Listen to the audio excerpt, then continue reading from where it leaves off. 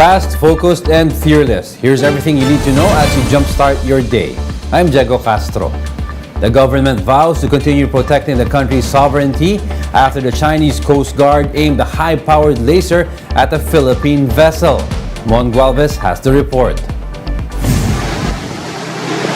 In this video of the Philippine Coast Guard on February 6, passengers of the BRP Malapascua captured a ship with a small green-colored light.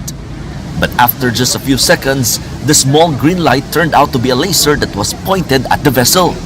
The BRP Malapascua was headed to Ayungin Shoal to deliver supplies to the BRP Sierra Madre, which serves as a garrison of the Philippine Navy in the area. The Philippine Coast Guard learned that the ship of the Chinese Coast Guard with bow number 5205 was using a laser light on the BRP Malapascua. They believe that the Chinese Coast Guard used a military-grade laser beam which could blind someone if it hits them directly in the eyes. Kung sakaling ma-establish na ginamitan tayo ng military-grade laser beam, ay hindi po ito maganda. Dahil po talaga pong halimbawa may effect sa ating mga tao, lalo na nasa bridge, kung nasaan nandun yung brain ng barko at pagpapatakbo at na maaring ilagay dito sa panganib yung ating mga tauhan. Due to the incident, the BRP Malapascua was forced not to proceed with their rotation and resupply or RORE mission to the BRP Sierra Madre. Instead, it headed directly to its next supply run to the BRP Teresa Magbanwa, located in the Calayan Islands in Palawan. No new date has been set yet for the rescheduled RORE to the BRP Sierra Madre.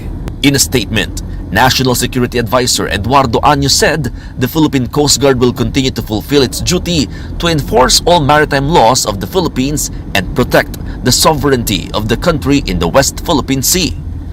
The PCG's mandate also includes ensuring the safety of our fishermen and supporting the resupply operations of the BRP Sierra Madre. Meanwhile, as the geopolitical climate continues to change in the Asia-Pacific region, President Bongbong Marcos said the Philippines may be inking a visiting forces agreement with Japan soon.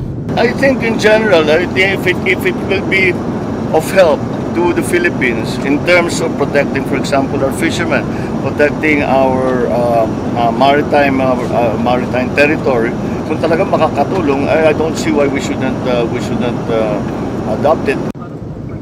While open to strengthening security ties with Japan, Marcos expressed caution, saying he did not want the Philippines' efforts to appear provocative. Aside from defense talks, the economy was also discussed during President Marcos's visit to Japan. It is expected that 4,000 jobs will be provided to Filipinos after the president secured investment pledges and contributions worth more than 700 billion pesos from Japan. For News 5, Mon Gualvez, we are One News. Over in Turkey, the Philippine contingent continues on its mission to rescue earthquake victims. Despite logistical challenges, they were able to put up a medical response team in the Turkish city of Adıyaman. Liaison and Logistics Officer Angelo Mangawang told the big story that they continue their search for survivors even past midnight. Mangawang added that aside from rescue officers, locals have also started assisting in the operation.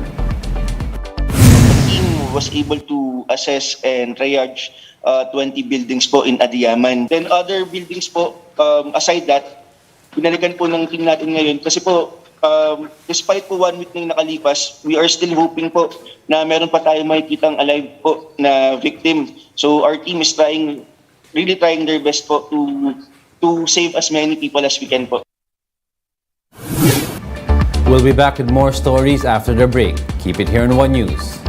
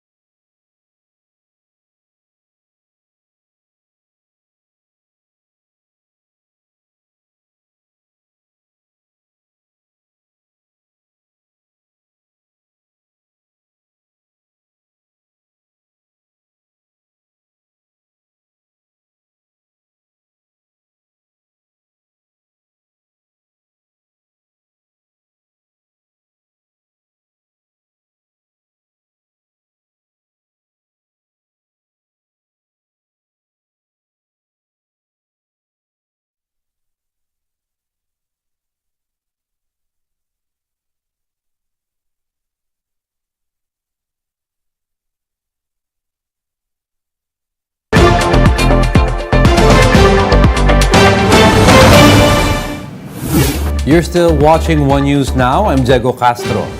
Though some lawmakers are seeking to amend the Constitution due to supposed restrictive economic provisions, President Marcos says charter change is not among his priorities. Marcos said lawmakers can achieve their goal of allowing more foreign investments without tweaking the fundamental law. The chief executive believes there are a lot of things that need to be done instead of cha-cha.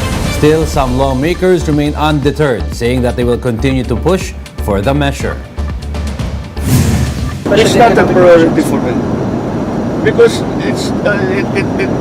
maraming ibang kailangan gawin eh. Maraming kailangan, there's so many other things that we need to do first that we can still do, we can achieve, makukuha naman natin yung gusto natin, but within the present constitutional, the way the Constitution is written. Senators urged the Health Department to improve its methods in gathering reports on child bullying in the country.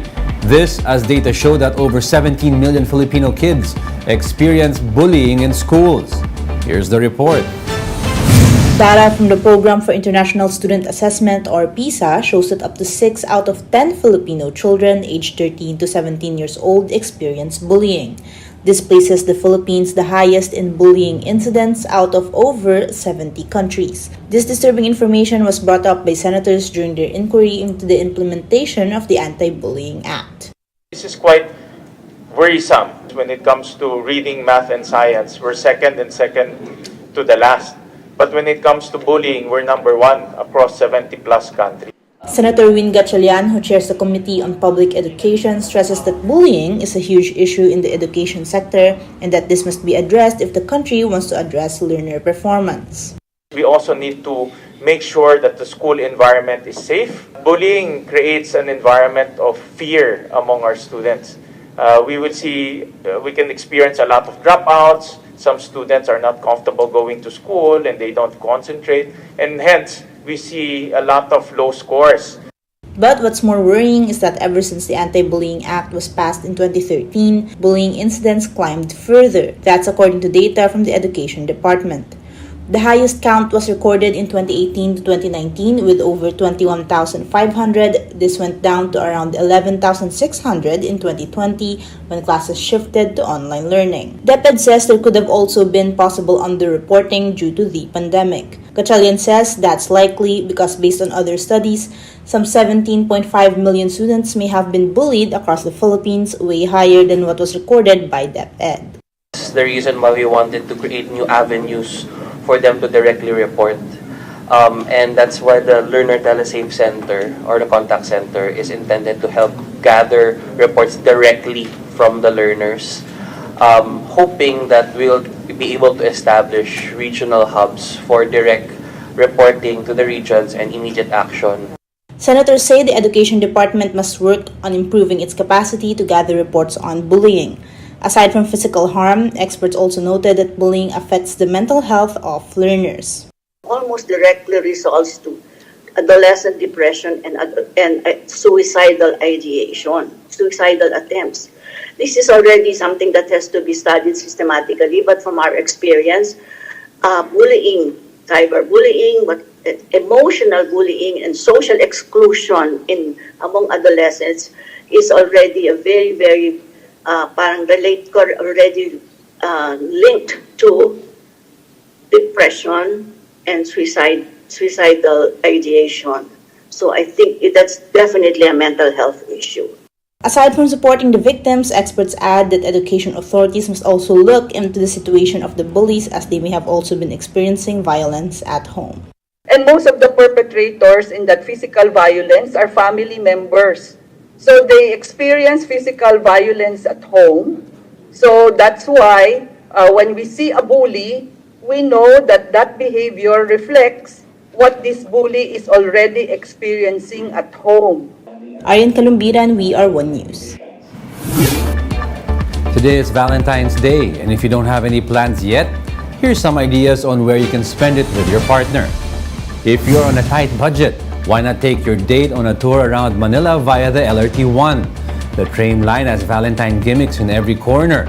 There's big heart displays and train personnel handing out flowers. For those who want to be serenaded, head on over to LRT2 stations. For those who literally want to feel love in the air, One Aviation Transport Company at the Bonifacio Global City in Taguig is offering an 8-minute chopper ride around Metro Manila. The helicopter ride costs around 3,800 pesos per person, perfect for those tired of Metro Manila traffic. One News anchor Gretchen Ho got to try it out for herself along with the couple Angelica and Adrian. Here's how it went. 8 minuto, magkakaroon ka ng pagkakataon na masilayan ng Metro Manila skyline mula sa Himpapawid. Kitang-kita mo talaga yung ano.